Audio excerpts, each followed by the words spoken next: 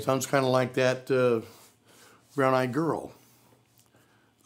Again, we're going to talk about stylization here for a minute. A lot of people think when they stylize, they're being jazzy. Well, being jazzy means you're doing it in the moment. If you look at our soloing section, it talks about that when you first start building into improvising. In other words, you might take that song and improvise the way you sing it all the way through. You don't sing it exactly like the melodies are written or exactly like Van Morrison. You may not sing it like him. You might decide to sing it differently. You could decide to do it as a reggae tune. It works very nicely as a reggae tune, as a matter of fact. And that's an approach to change the style. And in process, as you're doing it, it'll sound like jazz because you're picking up ideas in the moment. If you do it in front of an audience, it's definitely jazz because jazz is a communicative type of art. Again, it's a folk art.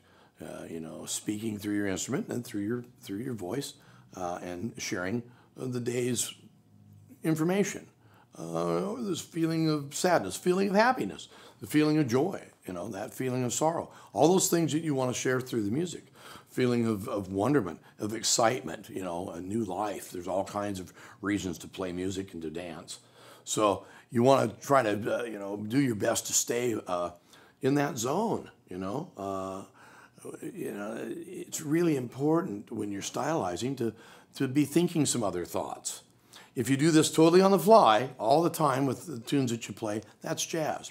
If, in fact, though, you decide to, well, we're going to decide right here, we're going to play,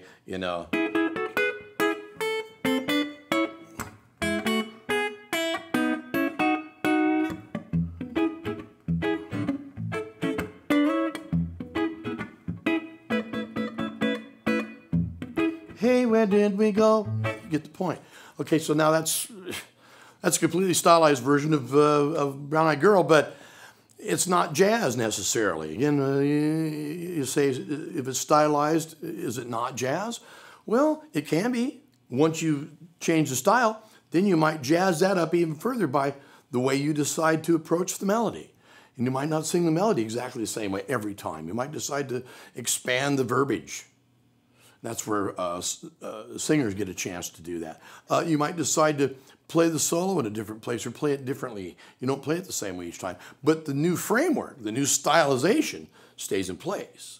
So again, those are the ideas between, what's the difference between stylizing something and really being jazzy? Well, those are the differences. Stylization means you've decided on a different arrangement, maybe a different rhythm to the tune altogether, and decided to put certain phrases in a different rhythmic sense. So they approach being that style and support that new style that you've decided to play the song as. You've gone from a semi calypso style of the original, kind of a southern rock calypso style. Again, calypso is a really old term.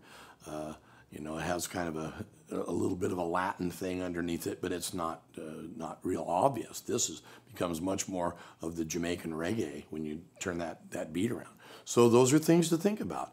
And you don't necessarily if you do those on the fly, yeah, that would be jazz. And it would be slightly confused probably a little bit until everybody got on board. But once they get on board, then there's a certain set of things that everybody will play that are of that style. And as long as you're still kind of melding it together, that may be jazz. You might be experimenting with it. That's jazz. And you might be communicating something new in certain sections. Hey, let's go here and create this different kind of an emotion with it. That's jazz. To change the arrangement and be, that's another thing. That's stylization.